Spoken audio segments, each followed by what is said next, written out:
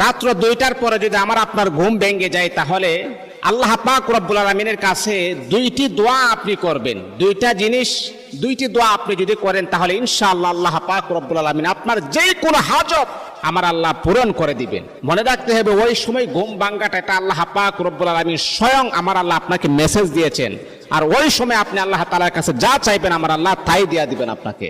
এই জন্য আমার প্রিয় বন্ধুগণ, বিশ্ব নবী মদিনার কামলিওয়ালা নবী সাহাবায়ে কেরামকে বললেন, ও আমার সাহাবীরা শোনো শোনো, রাতের বেলা তোমরা যখন গভীর রাত্রে যখন ঘুমিয়ে যাও, হঠাৎ করে যখন তোমাদের ঘুম যখন ভেঙে যাবে, তখন তোমরা পড়বা লা ইলাহা ইল্লাল্লাহু ওয়াহদাহু লা শারীকা লাহু লাহুল মুলকু ওয়া লাহুল হামদু ওয়া হুয়া আলা কুল্লি শাইইন কাদির।